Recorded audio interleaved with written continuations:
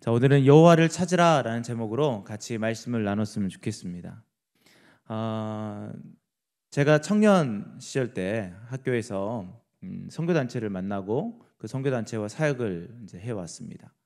하면서 어떤 사역을 하나 했었냐면 이 광주와 전남 지역을 돌면서 순회 찬양 집회를 했었어요.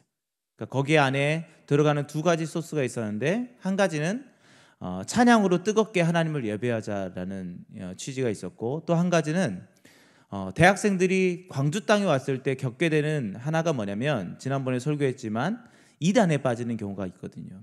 근데 그 중에 이단이 뭔지를 몰라요. 예.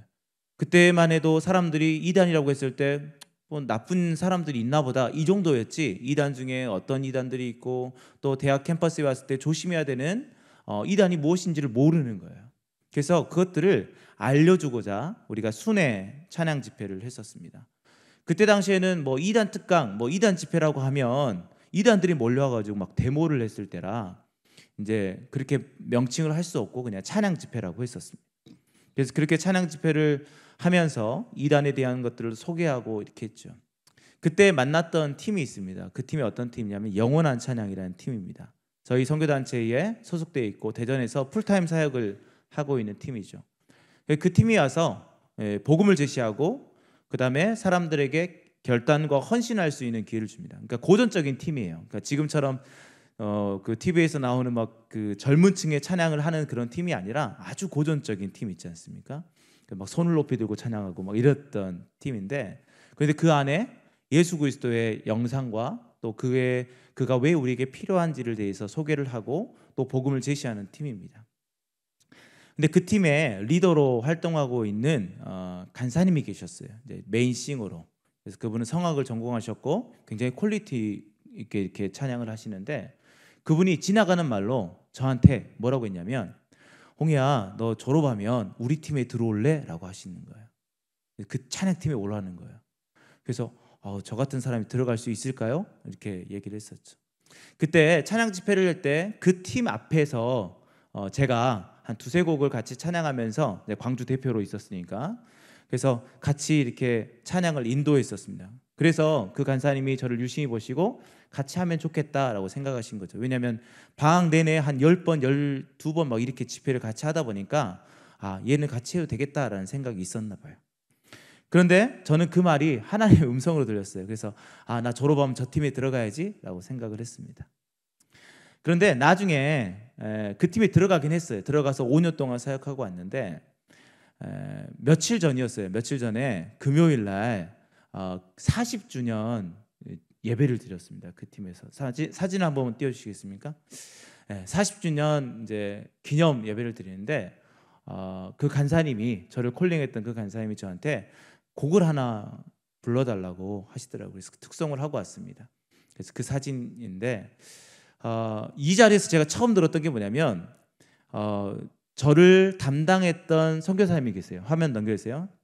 담당했던 선교사님이 계시는데, 그분이 이 얘기를 전해 듣고 홍이가 이 팀에 들어갈 수 있는 실력이 되나? 이런 의심이 생겼답니다. 그래서 그 메인 싱어를 담당했던 그 간사님 배우자이면서 그 팀의 단장으로 계시는 간사님께 물어봤다는 거예요. 간사님, 홍이가 이 팀에 들어올 실력이 됩니까?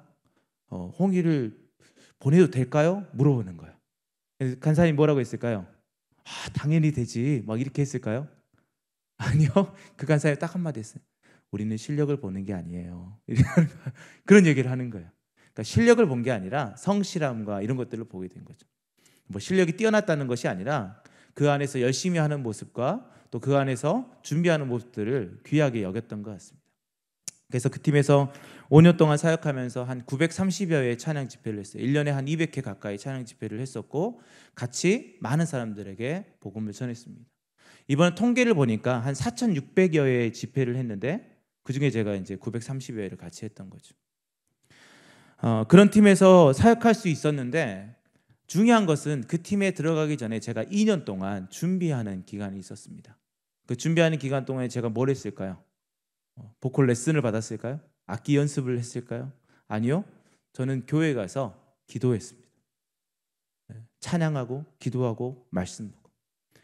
그래서 그때 당시에 2년 동안 혼자 다른 사람과 함께하는 것이 아니라 혼자 교회에 매일 아침에 가서 기도하고, 이제 그때는 공익근무요원을 하고 있었거든요. 그래서 근무하러 가고 끝나고 집에 들어갔다 밥 먹고 또 저녁에 교회 가서 또 몇 시간씩 기도하고 말씀 보고 또 찬양하고, 이런 생활들을 했습니다. 그 생활들을 해오면서 그 생활이 있었기에 5년 동안 찬양 사역을 같이 병행할 수 있었던 것 같아요. 저 같은 게 무엇이라고 미국도 2번이나 가보고, 뭐 미국, 일본, 뭐 중국, 필리핀, 말레이시아 할 것 없이 세계 각지를 가서 복음을 전하고 돌아왔어요. 그 경험이 엄청났습니다. 그런 길들을 가기 이전에 이 2년 동안의 기간이 저에게 있었음이 저에게는 참 복이었던 것 같아요. 오늘 말씀을 준비하면서 그 2년 동안의 생활이 저에게는 하나님을 찾는 시간이었구나라는 것들이 확실히 느껴지게 되었습니다. 자, 오늘 본문으로 넘어와서 오늘 본문에는 누가 나오냐? 아사 왕이 나옵니다. 아사 왕. 이 아사 왕이 남유다의 왕으로서 하나님 앞에 선한 왕으로 지칭되고 있어요. 그런데 전체적인 평가를 봤을 때는 선한 왕 같지가 않아요.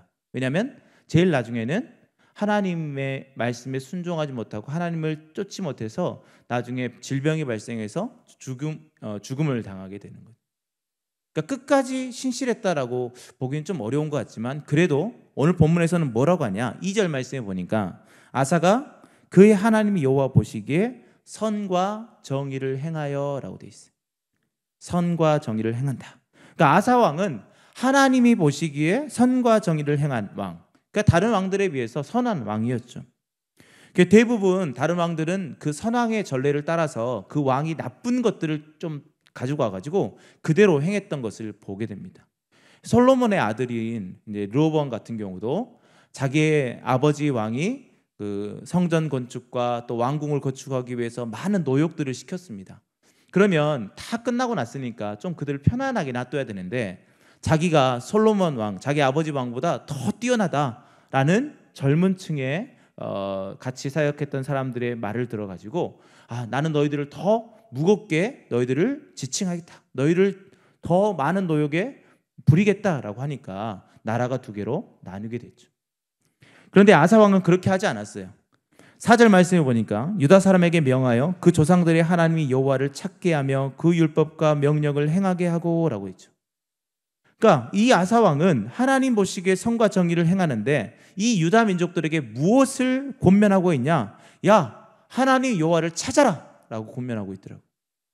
그러니까 그들의 선대왕의 잘못된 것들을 쫓아 행하는 것이 아니라 하나님을 찾고 구하는, 특히 그들의 선대왕이었던 다윗 왕이 하나님을 갈망하고 구했던 것처럼 이 아사 왕도 그 조상의 하나님 여호와를 찾아라, 구하라, 그를 만나라 라고 얘기하고 있었습니다.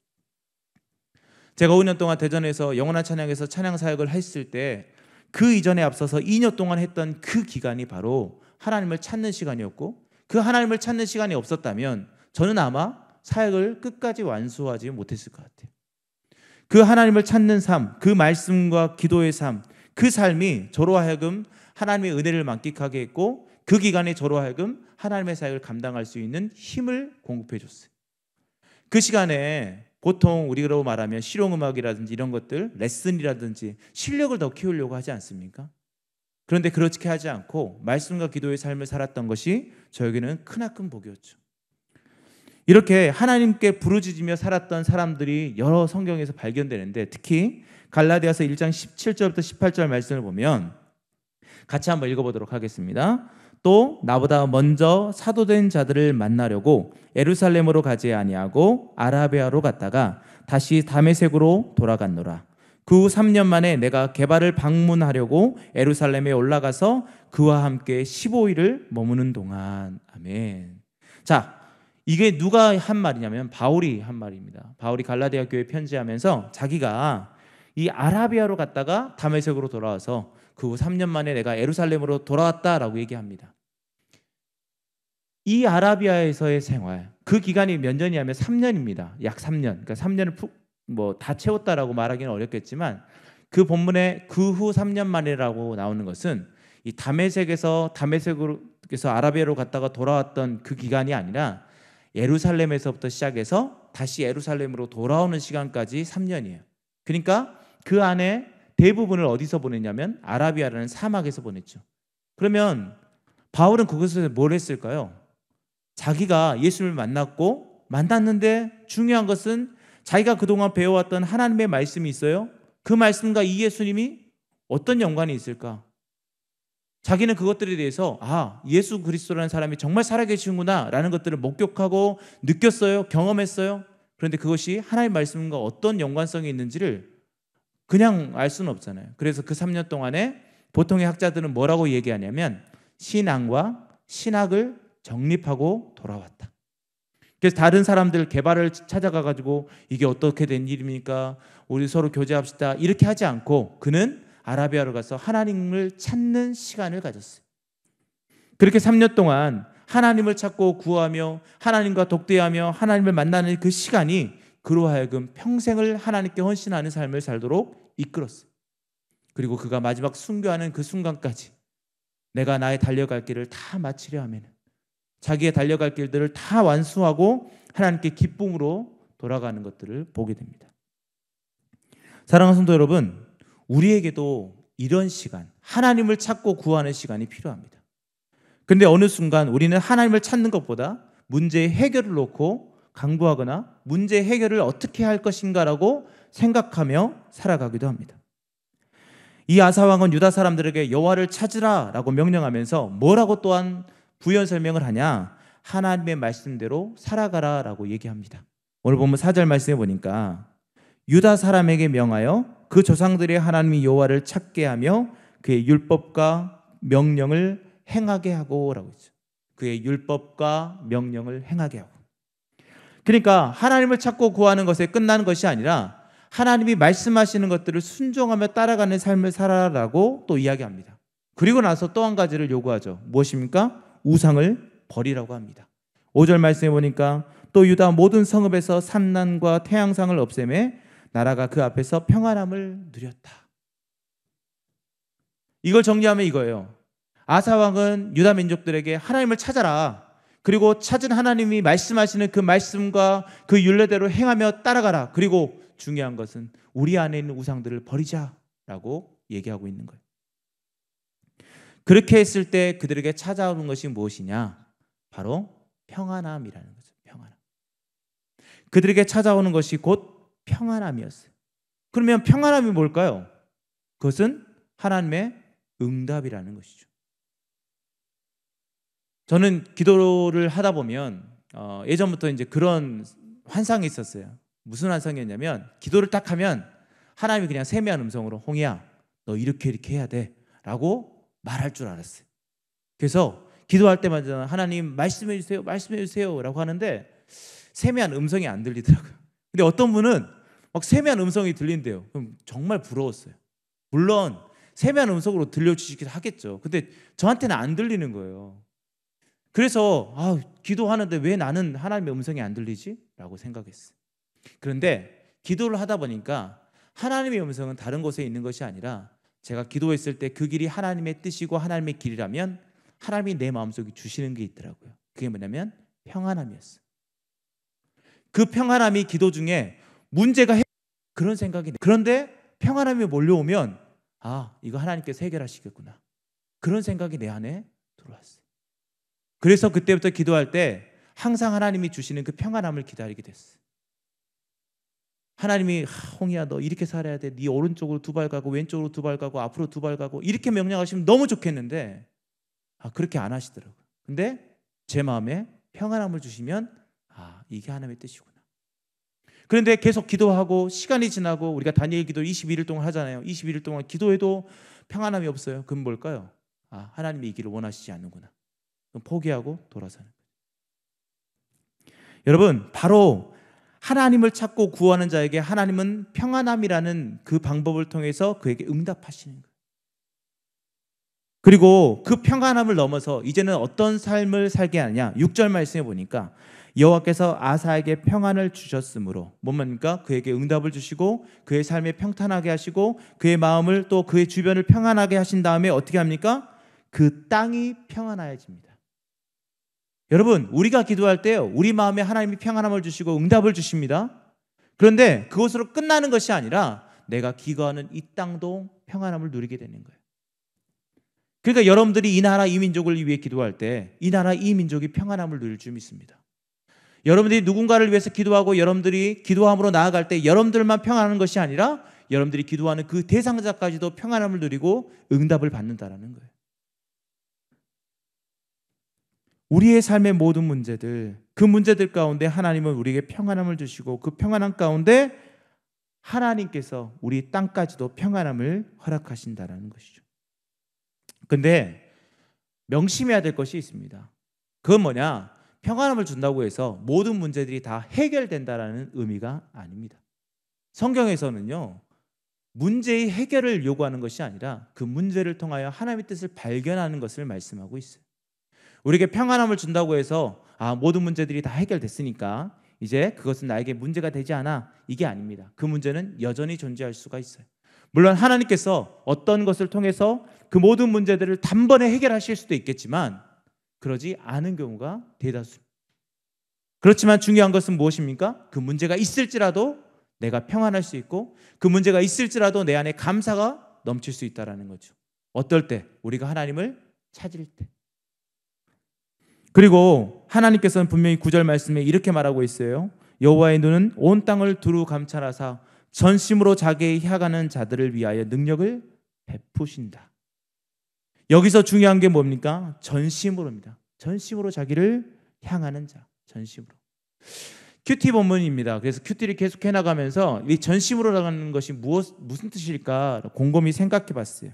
근데 이 전심으로가 무슨 뜻일까 고민했을 때 딱 한 가지가 떠올랐어요. 그게 뭐냐? 끝까지예요. 끝까지 하나님을 붙잡느냐, 끝까지 하나님을 붙잡지 못하느냐, 그것이 우리에게 있냐 없냐를 따라서 우리의 능력, 우리 가운데 하나님의 능력이 베풀어지냐 그렇지 않느냐가 결정되더라고요. 그래서 전심으로 자기를 향하는 자들, 끝까지 하나님만을 붙잡는 자들, 그 자들에게 하나님께서 능력을 베푸시고 그의 삶 가운데 무엇을 주신다고요? 평안함을 주시는 거예요. 문제의 해결이 아닙니다. 문제 앞에서도 평안함을 주시는 거죠. 문제의 해결이 아닙니다. 문제 앞에서도 감사할 수 있는 것입니다.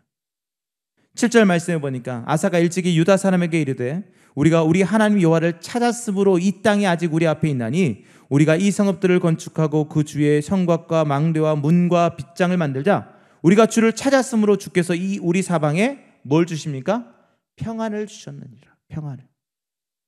여러분, 하나님께서 우리가 기도하고 하나님을 찾을 때 우리에게 평안을 주시고 우리 땅을 평안하게 하십니다. 그리고 그 땅을 넘어서 사방으로 평안함을 허락하시는 거예요. 그러니까 우리가 기도의 사람이 하나님을 간절히 구하고 찾을 때 우리 가운데 평안, 우리 땅 가운데 평안, 우리 주위의 모든 것들이 더 평안함으로 물들게 된다는 거죠. 우리에게 여러 어려움이 있고 앞에 놓인 문제들이 있습니다. 그런데 어느 순간 그 문제들을 보면서 우리는 혹시 한숨을 쉬고 있지 않습니까?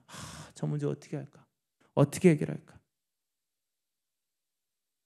그리고 그 문제의 해결 방법들을 구하고 그것들을 어떻게 할 것인지 지혜를 짜내고 여러 방법들을 강구하고 있지 않습니까? 최근에 저는 내년 사역을 걱정을 하고 있습니다. 왜냐하면 코로나 때문에 올해 사역이 굉장히 힘들었어요. 근데 내년도 별반 다른 상황이 아닌 것 같아요. 그래서 고민을 하면서 내년 사역을 어떻게 할까 고민을 많이 했어요. 캠퍼스 사역을 어떻게 할 것인지, 내가 앞으로의 사역들을 어떻게 해나갈 것인지 고민이 많이 되더라고요. 그런데 제가 토요일까지 뭘 했죠? 다니엘 기도를 했잖아요. 다니엘 기도의 첫째 날 하나님이 저에게 마음에 평안함을 주시면서 음성을 주시는 게 있어요. 그게 뭐냐? 홍이야, 너는 왜 문제를 걱정하고 있니? 너 먼저 은혜의 자리로 나와야 되지 않겠니? 라고 말씀하시더라고요. 와, 그 말씀이 딱 저에게 들어오니까 그렇구나. 내가 하나님을 찾아야 되는데 하나님을 찾는 것이 아니라 문제 해결만 놓고 내가 구하고 있었구나. 그러니까 저는 방법적인 것들만 고민하고 있었지 내가 하나님 앞에 먼저 나아가는 것들을 생각하지 않았더라고요. 그래서 제가 했던 게 뭘까요? 성경책을 바꿨어요. 기존에 제가 묵상했던 많은 글들이 막 쓰여져 있던 성경책을 집에다 모셔놓고 다른 새로운 성경책을 가지고 묵상하기 시작했어요. 그래서 제 목표는 올해 안에 처음부터 요한계시록까지 다 읽는 건데 지금 한 절반 정도 읽은 것 같아요. 여러분, 하나님의 음성은 분명합니다. 뭐냐? 나에게 먼저 와라. 너의 문제 앞에 나에게 먼저 구하고 나에게 와라 라고 말씀하고 있는 거예요. 자, 오늘 본문 이후에 이제 아사왕 앞에 어떤 문제가 발생해요. 어떤 문제냐? 구스 사람들이 쳐들어옵니다. 구스 사람들이. 그런데 숫자가 장난이 아니에요. 오늘 본문 8절 말씀에 그들의 숫자를 합해보니까 58만 명인데 적군의 수는 100만 명이에요. 58만 대 100만의 싸움입니다. 그 싸움이 있는 거예요. 그때 아사 왕은 무엇을 했을까요? 자, 11절 말씀. 아사가 그의 하나님 여호와께 부르짖어 이르되라고 있어요. 부르짖어 이르되. 이게 뭘까요? 하나님을 찾는 거예요. 하나님, 저 문제가 발생했어요. 근데 제가 하나님 먼저 찾습니다. 하나님은 세상에 강하신 분이시죠? 하나님이 행해 주세요. 하나님이 이 문제들 저는 못하겠어요. 하나님이 책임져 주세요. 구합니다. 그 결과 어떻게 됐을까요? 100만의 대적은요, 손 하나 안 대고 스스로 무너졌어요. 그리고 그들이 도망갈 때 그 58만의 군대가 쫓아가서 그 100만의 모든 사람들, 저는 놀랐어요. 한 명도 빠짐없이 다 죽여버립니다. 그걸 해결하신 분이 누굴까요? 하나님이시죠. 그런데 아사 왕의 모습은 무엇입니까? 여호와를 먼저 찾았어요. 야, 우리가 어떻게 이 전쟁을 해결할까? 100만이나 되는 사람들, 자, 전문가들 와봐. 어떤 전략을 세울까? 이걸 먼저 한 것이 아니라 하나님께 부르짖어. 그렇게 부르짖을 때 인간의 방법이 아닌 하나님의 방법으로 해결하십니다. 그래서 하나님을 먼저 찾고 구하는 우리에게 하나님은 더 풍성한 것으로 채워주십니다. 다니엘 기도 중에 이런 말씀이 가장 많이 나왔어요. 마태복음 6장 33절 말씀이 많이 이용되더라고요. 그런즉 너희는 먼저 그의 나라와 그의 의를 구하라. 그리하면 이 모든 것을 너희에게 더하시리라. 하나님을 찾고 구할 때, 하나님께 부르짖을 때 하나님은 우리의 필요를 아시기 때문에 그 필요한 것도 차고 넘치게 채워주시는 거예요. 우리가 1년 동안 우리가 구호 외치고 있잖아요. 내 입을 크게 열라, 내가 채우겠다. 우리 하나님은 그런 분이십니다. 그런데 우리가 입을 열지 않으면 우리에게 채워지는 것은 하나도 없어요. 그 입을 여는 행동이 뭘까요? 저는 하나님을 찾는 거라고 생각합니다. 하나님을 부르짖는 거예요. 그럴 때 인생의 모든 해답이 있으신 하나님께서 우리를 인도하시고 우리의 문제 앞에 우리 안에 평안함을 주실 줄 믿습니다. 이제 말씀을 정리합니다. 우리의 삶 속에서 우리는 하나님을 먼저 찾는 삶을 살아야 돼요. 내 생애에 내 삶에 문제가 발생했을 때 그 문제를 어떻게 해결할지 지혜를 짜내는 것이 아니라 먼저 하나님 앞에 내려놓고 하나님을 찾는 거예요. 그럴 때 하나님은 우리 가운데 평안함으로 응답하시고 우리 이 땅에 평안함을 허락하시고 우리 주위 사람들과 함께 평안함을 누릴 수 있도록 허락하십니다. 그러나 중요한 것은 그렇다고 해서 문제가 다 해결되는 것은 아니죠. 문제들은 끊임없이 다가옵니다. 이 아사 왕에도 말년에 무너질 수밖에 없었던 이유가 뭐냐? 북이스라엘이 쳐들어왔어요. 북이스라엘이 쳐들어왔고 자기의 지역을 다 감싸가지고 포위하고 있습니다. 그래서 어떻게 해결할지 몰라 방황하고 있을 때 하나님을 찾아야 됨에도 불구하고 아람 왕에게 구원을 요청합니다. 저희를 좀 도와주세요. 그래서 아람 왕이 와서 북이스라엘을 물리쳐 주죠. 그러면서 하나님은 이 사람에게, 아사 왕에게 뭐라고 합니까? 야, 전심으로 하나님을 구하는 자에게 능력을 베푸시는데 너는 무엇을 하고 있냐? 하나님을 의지했어야지, 하나님을 찾았어야지. 질책을 하십니다. 여러분, 우리가 하나님의 평안함을 누린다고 해서, 그것이 우리 안에 있다고 해서 문제들이 다 해결되는 것이 아니라 문제들은 끊임없이 반복되어져서 우리 안에 옵니다. 그러나 중요한 것은 아까 이야기했듯이 전심으로 여호와를 찾아야 되죠. 끝까지 여호와를 찾아야 돼요. 그렇게 했을 때 하나님은 우리 가운데 평안함을 줄 줄 믿습니다. 그리고 중요한 것, 그거에 앞서서 가장 먼저 해야 되는 것은 무엇이냐? 오늘 보면 3절 말씀에 이런 말씀이 있습니다. 이방 제단과 산당을 없애고 주상을 깨트리며 아세라상을 찍고라고 되어 있어요. 여호와를 찾는다고 하면서 내가 갖고 있는 것은 포기하지 않으면서 찾는다? 말이 안 됩니다. 나에게 있는 것들을 다 내려놔야 됩니다. 기득권도 내려놓고 모든 것들을 내려놓고 그리고 나서 하나님을 찾아야 돼요. 뒤에는 그것을 해결할 방법들을 이렇게 하면 되겠다, 그 방법들을 움켜쥐고 있으면서 하나님 앞에 나온다? 하나님이 역사하지 않습니다. 하나님의 역사를 원하시고 하나님의 평안함을 바라고 하나님이 내 삶에 주관해 주시길 원하신다면 여러분들이 가지고 있는 우상들, 그것들을 다 내려놔야 돼요. 그리고 먼저 그의 나라와 그의 의를 구해야 됩니다. 그럴 때 우리 입술에서 무엇이 나올 수 있을까요? 바로 할렐루야가 나올 수 있는 거예요. 그래서 우리 모든 성도님들이 하나님께 먼저 그의 나라와 그의 의를 구하고 하나님을 찾는 삶을 통해서 늘 할렐루야로 하나님을 찬양했으면 좋겠습니다. 그런 한 주간이 되길 예수님의 이름으로 축원합니다. 기도하겠습니다. 하나님, 우리 앞에 문제가 있을지라도 우리가 먼저 하나님을 찾고 구하는 자가 되게 하여 주시옵소서. 그리고 하나님이 주시는 그 평안함을 누리고 만끽하는 저희가 되게 하여 주시옵소서. 그래서 늘 우리 입술에서 할렐루야로 주님을 찬양하고 정말 그 하나님의 놀라운 구원하심과 인도하심을 정말 우리의 입술로 고백하는 하루하루가 되게 하여 주시옵소서. 모든 걸 믿사오며 예수님의 이름으로 기도하였습니다.